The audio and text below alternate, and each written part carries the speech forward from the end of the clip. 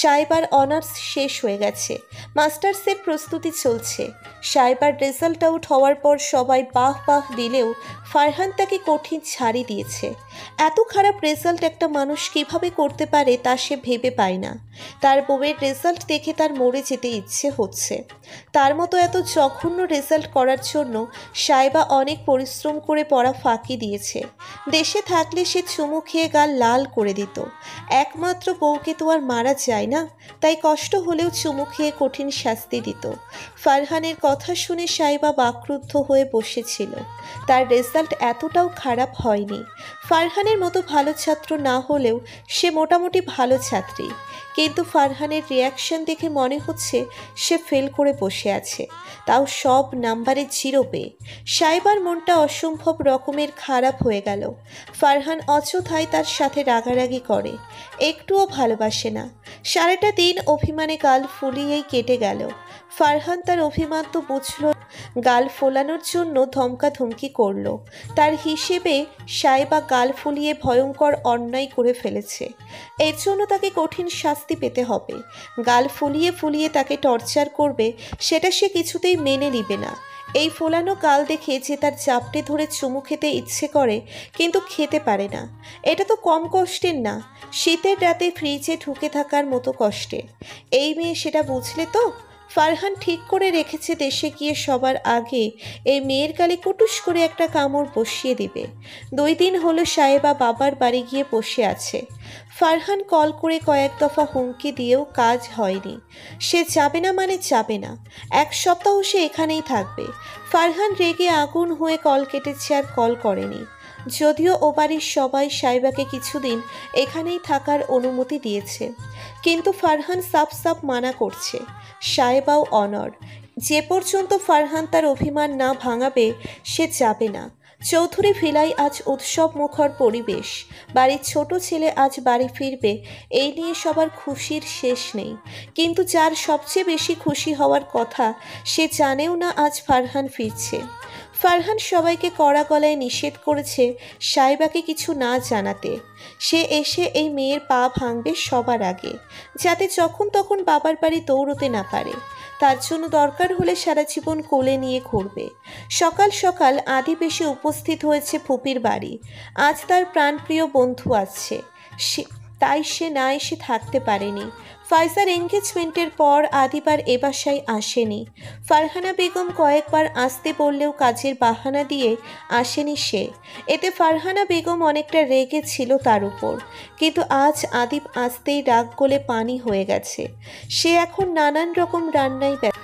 ফারহানকে receive করতেই কেউ যাবে না। ফারহান নিজেই কাউকে যেতে মানা করেছে, এমনকি ফ্লাইট কয়টার তাও বলেনি কাউকে, নহিলে হাজার নিষেধ সত্ত্বেও সবাই গিয়ে হাজির হতো এয়ারপোর্টে। আদিব আসার পর থেকেই ফোনের মধ্যে মুখ গুজে বসে আছে। ফরহাদ এসে তার পাশে বসেছে, এতে তার কোনো খেয়াল নেই। ফরহাদ তীক্ষ্ণ চোখে তাকিয়ে আছে আদিবের দিকে। তার দৃষ্টি আকর্ষণের জন্য গলা খাকারি দিতেই আদিব হকচকিয়ে তাকালো। সে সত্যিই ফরহাদকে খেয়াল করেনি। ফরহাদকে এভাবে তাকিয়ে থাকতে দেখে মলিন হেসে বলল, কিছু বলবে ভাই?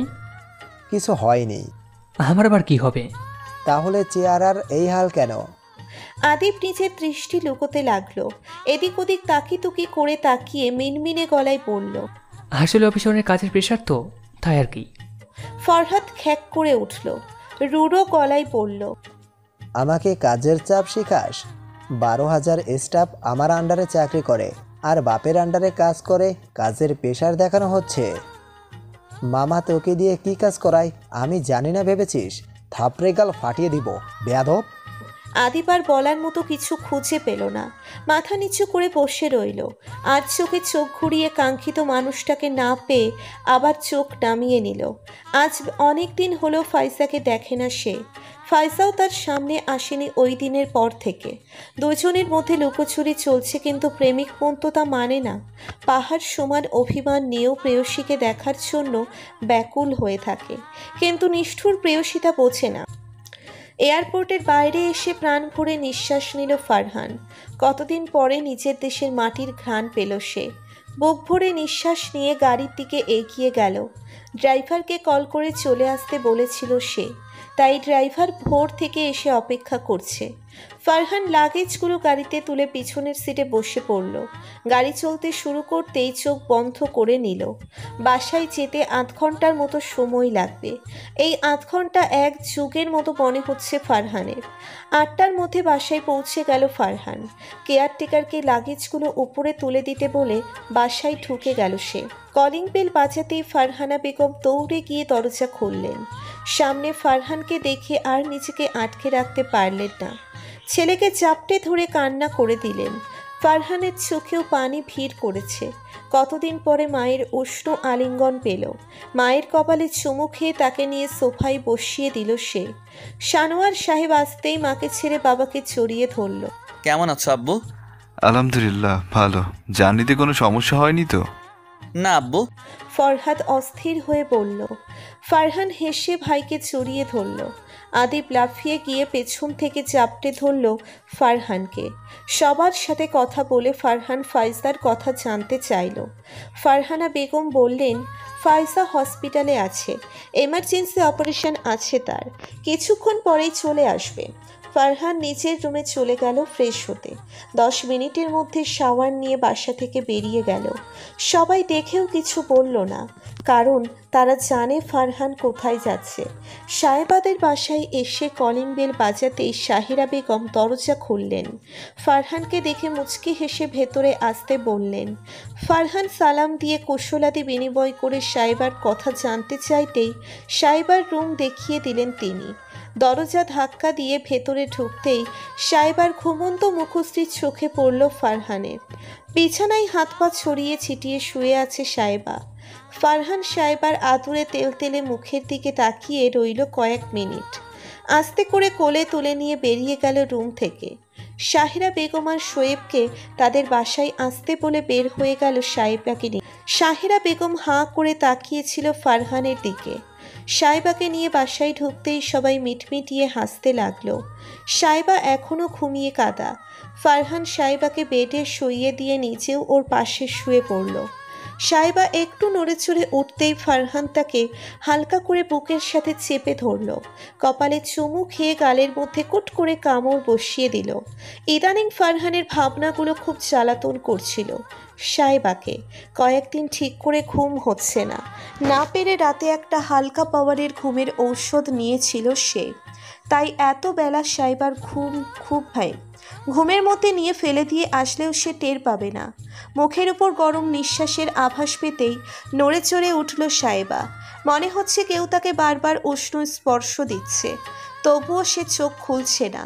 চোখ মুখ কুচকে নড়ে চড়ে আবার ঘুমোনোই মন দিল, কিন্তু গালে কামড় পড়তেই ঘুম থেকে ছুটি দিয়ে লাফিয়ে উঠল সাহেবা। হঠাৎ করে এমন হওয়ায় পুরো শরীর কাঁপছে তার। ফারহান সাহেবার অবস্থাটা বুঝতে পেরে তাকে বাহুবন্ধনে আবদ্ধ করে ফেলল। সাহেবা এখনও ঘোরের মধ্যে আছে। ফারহান আলতো হাতে সাহেবার মাথায় হাত বুলিয়ে দিচ্ছে। একটু স্বাভাবিক হওয়ার পরেই খেয়াল হয় তাকে কেউ আঁকড়ে ধরে আছে। অবাক হয়ে তার দিকে ঘুরতেই ফারহানকে দেখে স্থির হয়ে গেল সে। মিনিট কয়েক পলকহীন চোখে তাকিয়ে থেকে ঝাঁপিয়ে পড়ল ফারহানের বুকে। খাটের উপর হেলে পড়ল ফারহান। চোখে পানি আর ঠোঁটে হাসি নিয়ে প্রেয়সীর মাথা নিচের বক্ষে চেপে ধরে রইল। একেই বুঝি পরম সুখ বলে। মনে মনে আল্লাহর কাছে শুকরিয়া ধরল সাহেবাকে। সাহেবা ফুপিয়ে কেঁদেই যাচ্ছে। সে জানে না এটা বাস্তব নাকি কল্পনা। যাই হোক না কেন ফারহান তার সামনে আছে, এটাই যথেষ্ট।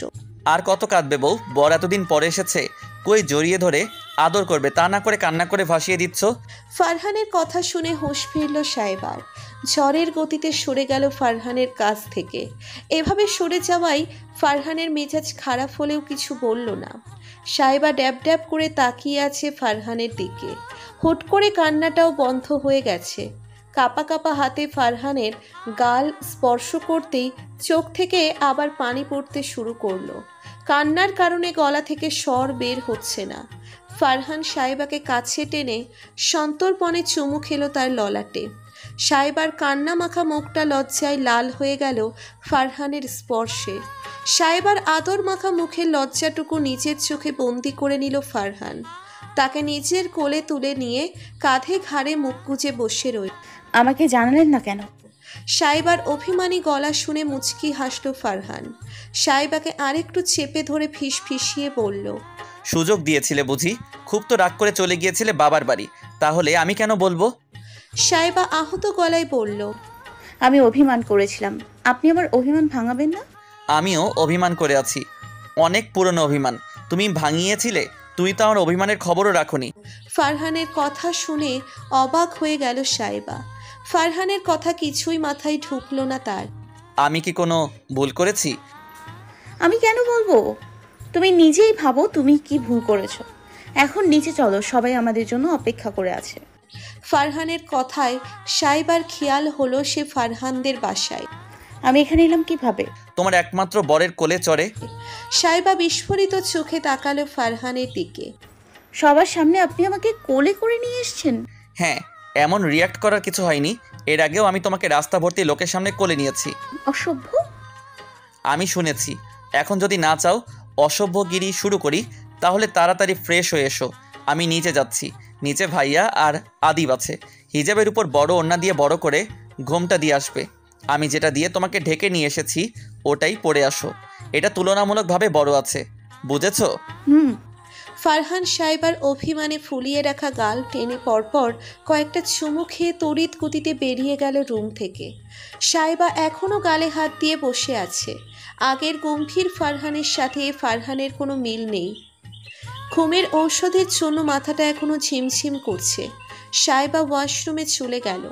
একটু শাওয়ার নিলে হয়তো ভালো লাগবে। হসপিটাল থেকে মাত্রই এসেছে ফাইজা, তার সাথে জাবেরও এসেছে। ড্রয়িং রুমে এসে আদিবের মুখোমুখি হতেই চোখ নামিয়ে নিল ফাইজা। এই ছেলের চোখের দিকে তাকালে কলিজা কেঁপে ওঠে তার। কি ভয়ঙ্কর সেই দৃষ্টি! জাবের হাসি মুখে সবার সাথে কুশল বিনিময় করল। ফারহানের তীক্ষ্ণ দৃষ্টি তার দিকে। ফারহানা বেগম বাদে জাবেরের উপস্থিতিতে কেউই সন্তুষ্ট নয়, তবুও সবাই তার সাথে হাসি মুখে কথা বলছে। ফাইজা বিরক্তিতে মুখ কুঁচকে আছে। এই লোকটা প্রচণ্ড গায়ে পড়া। এমন গায়ে পড়া মানুষ ফাইজার একদম পছন্দ নয়। হসপিটাল থেকে অনেকটা জোর করেই তার সাথে চলে এলো সে। ন্যূনতম আত্মসম্মান বোধ নেই। ফারহানের কাছে গিয়ে ফারহানকে জড়িয়ে ধরল ফাইজা। কতদিন পরে ছোট ভাইকে কাছে। উফ আপু, আমি ছোট বাচ্চা নই। তুমি ফ্রেশ হয়ে এসো, আমরা একসাথে ব্রেকফাস্ট করব। ফাইজা আর চোখে আদিবের দিকে তাকালো। সে নিজের ফোনে মগ্ন। ফাইজা নামের কেউ তার সামনে আছে যেন তার চোখেই পড়ছে না। ফাইজার ভাবতে প্রচণ্ড লজ্জা হয় এই ছেলেটার জন্য সে রাতে ঠিকমতো ঘুমাতে পারে না। তার ভাবনাগুলো মনকে এলোমেলো করে দেয়। এখন তো আদিবের চোখের দিকে তাকাতেও ভয় হয়। তার অনুভূতিগুলো না এই ইছুড়ে পাকা ছেলেটা বুঝে ফেলে। নিজেকে সামলে নিয়ে ফাইজা নিজের রুমের দিকে অগ্রসর হলো। আদিব চোরা চোখে একবার তাকিয়ে আবার ফোনে মনোযোগ দিল। তার মনে এখন ঝড় উঠেছে, আর সেই ঝড় সামনে বসে থাকা মানুষটাকে যে কোনো সময় লণ্ডভণ্ড করে দিতে পারে। নিজেকে নিয়ন্ত্রণ রাখা বড্ড দায়ী হয়ে পড়েছে। ফারহান, ফাইজা আর আদিব দুজনের দিকেই এতক্ষণ খেয়াল করছিল। দুজনের হাবভাব দেখে মুচকি হাসল সে। সামনে বসে থাকা মানুষটাকে তার একদম ভালো লাগছে না। যা করার তাড়াতাড়ি করতে হবে। আদিব উঠে চলে গেল দোতলার দিকে। ফরহাদ ফারহানকে খোঁচা দিয়ে ফিসফিস করে বলল, কি বুঝলি ভাই? আরেকটা সুন্নতের অংশ হতে পারবো তা বুঝলাম। ফরহাদ অসহায় গলায় বলল, আমি তোমাদের সবার বড়, আমার দিকেও একটু ধ্যান দে। চিন্তা করো না, তোমাকে আন্তর্জাতিক ব্যাচেলর গ্রুপের সভাপতি করে দেওয়া হবে। আমার অভিশাপ লাগবে দেখিস। লাগবে না, তুমি নিজেই নিজের ব্যবস্থা না করলে আমাদের কি করার আছে? এবার ভাবো তুমি কি করবে। দেখে নেব তোদের সব কয়টা মির্জাফর। ফাইজা ফ্রেশ হয়ে বেরোতেই দেখলো আদিব তার বিছানায় আয়েশ করে বসে আছে। আদিবকে দেখে শুকনো ঢোক গিলল ফাইজা। সেই রাতের পর থেকে আদিবকে দেখলে ভয় হয় তার। এত রাতে এখানে কি করছো? ফাইজার দিকে তাকিয়ে বাঁকা হাসলো আদিব। বেড থেকে নেমে আস্তে আস্তে এগিয়ে গেল ফাইজার দিকে। ফাইজা সেখানেই ফ্রিজ হয়ে দাঁড়িয়ে আছে। আদিব ফাইজার মুখোমুখি দাঁড়ালো। এক দৃষ্টিতে ফাইজার মুখের দিকে তাকিয়ে রইল কিছুক্ষণ। নিজেদের মধ্যকার দূরত্ব আর একটু ঘুচিয়ে নেশালো গলায় বলল, শাস্তির পরিমাণ খুব বেশি বাড়িয়ে ফেলেছে সোনা, সহ্য করতে পারবে তো? আমি কিন্তু অ্যাকচুয়ালি ছাড়বো না, কড়াই কন্ডায় উসুল করে নেব। তখন আবার আমাকে নিষ্ঠুর বলো না, কিন্তু আমি মেনে নেব না। আদিবের গরম নিঃশ্বাস ফাইজার মুখের উপর আছড়ে পড়ছে। দমবন্ধ হয়ে আসছে তার। কোনো রকম কাঁপা কাঁপা গলায় বলল, কি হলো? আমি কাছে আসলেই ফোসকা পড়ে বুঝি, ওই ডক্টর কাছে আসলে পড়ে না? আদিব শান্ত চোখে তাকিয়ে আছে ফাইজার দিকে, তবে তার চোখ থেকে আগুন বেরুচ্ছে। দৃষ্টিতে যদি কাউকে জ্বালিয়ে দেওয়া যেত তাহলে সামনে দাঁড়িয়ে থাকা এই রমণী এতক্ষণে ভস্ম হয়ে যেত। সেই একদিনটা তোমার জীবনে খুব জলদি আসবে সোনা। আজকের এই কথাগুলোর মাসুল দেওয়ার জন্য সেদিন প্রস্তুত থেকো। তোমার সমস্ত সত্তায় বিচরণের ঝড় না তুলে আমি আদিব ক্লান্ত হব না, কথা দিলাম। নেকশ কালো অন্ধকারে ঘিরে ধরেছে চারিপাশ। ঠান্ডা বাতাসের সাথে বসন্তের নতুন পাতার গন্ধ। আশেপাশের কোনো এক আম গাছ থেকে ভেসে আসছে ঝিঝি পোকার ডাক। ছাদের এক কোণায় দাঁড়িয়ে নিকোটিনের ধোঁয়া ওড়াচ্ছে আদিব।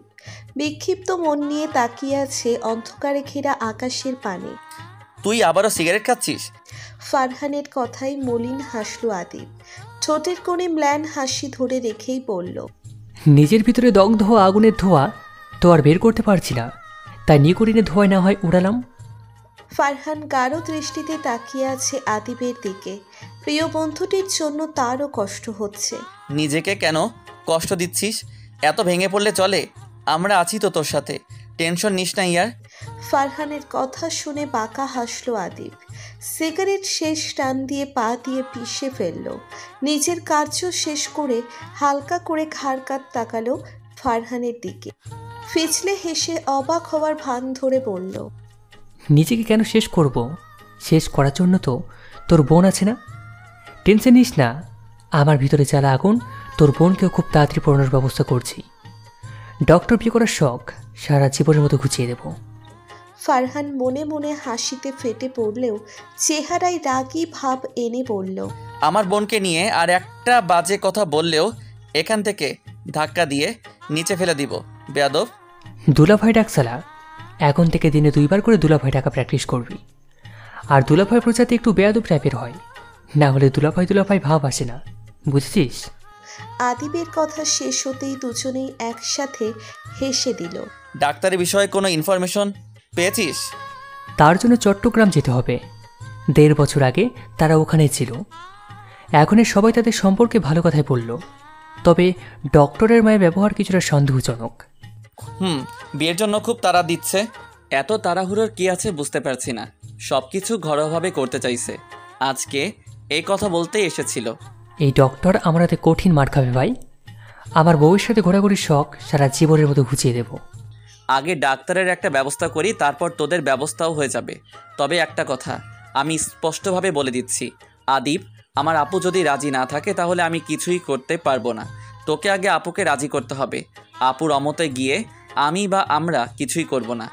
শালা বেঈমান, নিজে তো ঠিকই সাহেববারকে জোর করে বিয়ে করে নিয়েছিস, আমার বেলায় আলাদা নিয়ম কেন? কারণ সাইবা আমাকে ভালোবাসে, তাই আমি তার উপর জোর খাটাতে পারি। তোর বোন আমাকে ভালোবাসে, শুধু বয়সে তারতম্যের জন্য মুখ ফুটে বলতে পারে না। ঠিক আছে, তাহলে তো হয়েই গেল। আপু রাজি থাকলে আমাদের পক্ষ থেকে কোনো সমস্যা নেই। আমি নিচে যাচ্ছি, বউ অপেক্ষা করছে। তোর তো আবার বউ নাই, তুই বুঝবি না। আদিব ফারহানের কথায় মন খারাপের ভান করে বলল, আজকে তোর বোন অবহেলা করে বলে, না হলে আমি ওই 2 বাচ্চার বাপ হয়ে দেখিয়ে দিতাম। ফারহান আদিবের পিঠে ধুম করে কিল বসিয়ে দিয়ে হাসতে হাসতে চলে গেল। আয়নার সামনে নিজেকে ঘুরিয়ে ফিরিয়ে দেখতে ব্যস্ত সাহেবা। আজ অনেক দিন পরে সে সেজেছে, তাও নিজের প্রাণ পুরুষের জন্য। সোনালি পাড়ের টকটকে লাল শাড়িতে তার রূপ ঠিকরে পড়ছে। কোমর পর্যন্ত কোকড়ানো খোলা চুলে বেলি ফুলের গাছড়াটা আরেকটু ভালো করে লাগিয়ে আলতা পরায় মন দিল সাহেবা। আলতা লাগানো শেষ করে মোটা নুপুরগুলো পরতেই ধবধবে পায়ের সৌন্দর্য আরও কয়েক গুণ বেড়ে গেল। হাত ভর্তি লাল চুড়ির রিমঝিম শব্দে চারিপাশ মুখরিত হয়ে আছে।